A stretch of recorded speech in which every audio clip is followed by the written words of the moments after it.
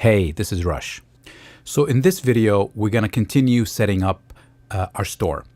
We're going to add a few important things that are going to give our customers the confidence to buy from our store. So the first thing that I suggest is getting a proper logo designed. Don't go try to make it yourself. Unless you're an artist, don't go try making it yourself. You need to get somebody who is going to give you a proper logo that when customers come in, they see a certain level of quality. So I suggest going to Fiverr. You probably heard of this site. It allows you to create, like for $10, $5, $10, some good logos. So you can go to Fiverr right here. I'm going to type in logo design,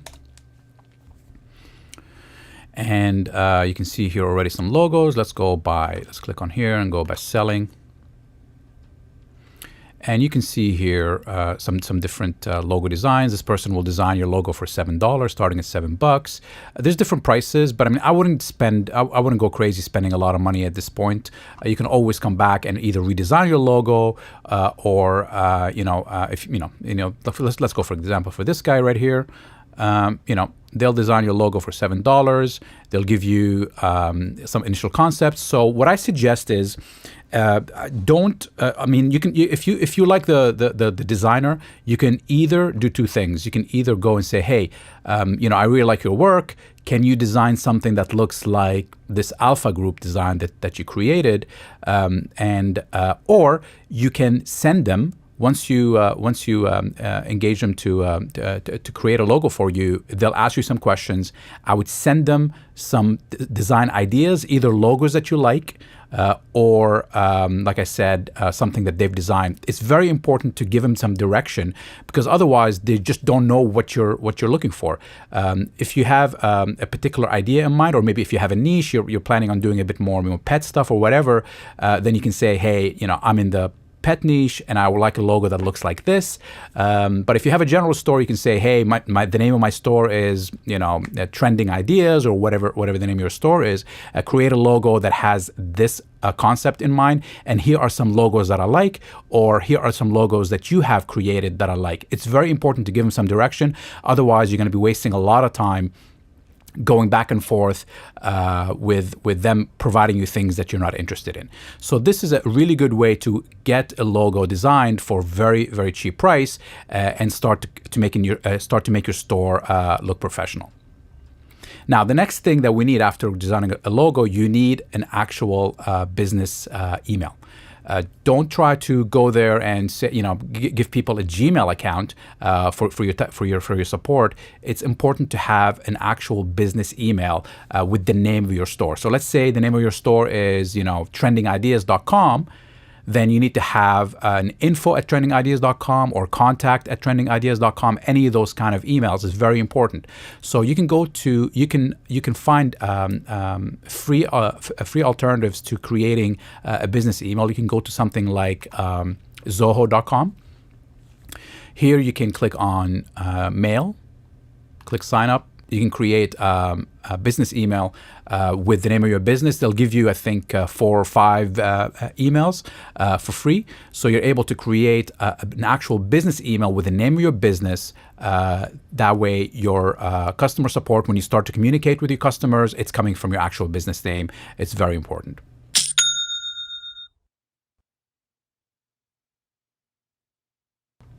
Now, I want to touch on something that is very, very key when setting up an online business, or really any kind of business: customer support. So when you have this email here, it's very important to be right on top of your customer support. Facebook even now is starting to penalize stores that are have negative customer feedback from users on Facebook. So it's very important to be up on your customer service. It's very important to answer your emails in a prompt way. So when somebody sends you an email saying my product didn't arrive, or there's something wrong with the product, within 24 hours you should have that email, and sooner if you can, you should have that email answered and the issue taken care of. It's okay if something gets lost in the mail, or the product is taking a little bit longer to arrive. Customers are usually very receptive or very easy to deal with if you are communicating with them. If they don't hear back from you in 2 or 3 days, 4 days, they will have a problem. They will complain. They'll go on Facebook. They'll give you a negative review. But if you communicate with them and if you say, "Hey, I'm really sorry it took so long. Maybe here's a 5% coupon for your next visit," or something like that, they are the majority of them are easy to deal with, and they will understand as long as you communicate with them, as long as you are receptive to them, and as long as you answer their emails promptly. This is almost the most important part of running an online business or really any kind of business. Your customers are your lifeblood, so you have to treat them well, and you have to make sure that you are very attentive to their needs. And that way, you will, once you get one customer that likes the products that you're shipping them and appreciates your customer service, they'll have no problem coming back and making future purchases from you without you even having to reach out to them again with an ad or any other kind of promotion. So once you have created your logo, you can come back here and let's go here. Let's go to themes. Let's go customize.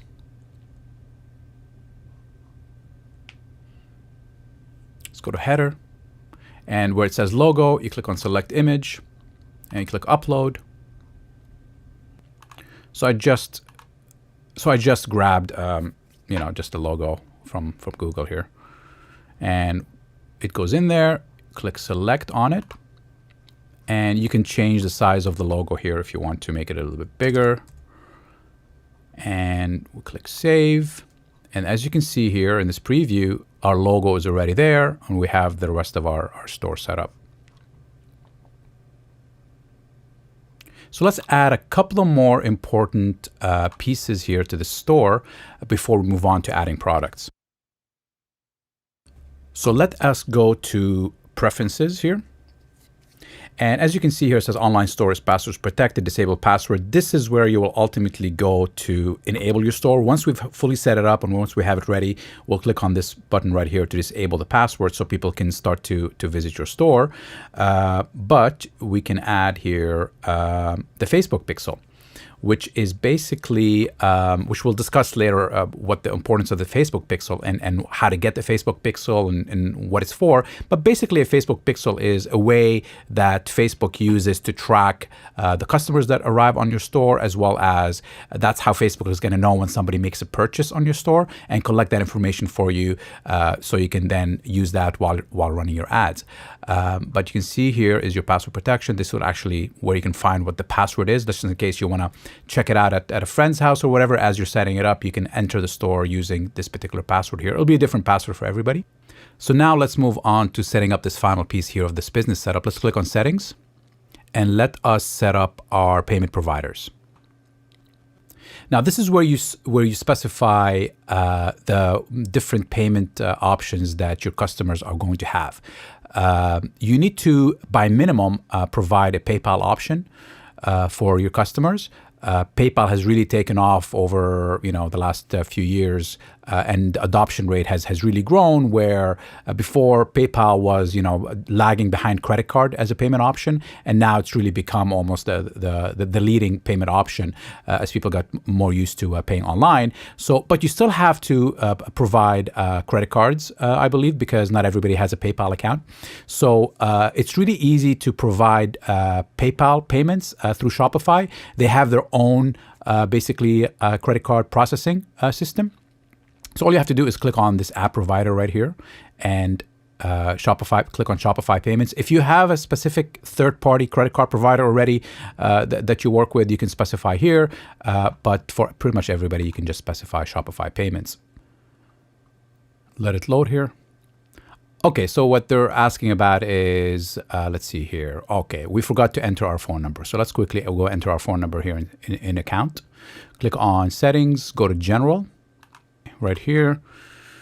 Okay, right here. So let's just enter phone number and then click save. Let's go back to settings here. Let's click on settings, go back to settings here. Go back to payment providers. Add a provider, and let's just give it a couple of seconds here. Okay. So right now we have set up Shopify credit card payments. And then what's going to happen is they'll collect the credit card payments and then send you the money. I think they pay out every 3 days or 4 days or something like that. So it's pretty consistent. You don't have to wait an entire month for your payments to arrive. So we got the Shopify payments. Now the second step is we need to set up the PayPal payment. Let's click on the available options here. PayPal Express Checkout. You click on that. And I think it's going to ask you now for your email right there. Let's click activate.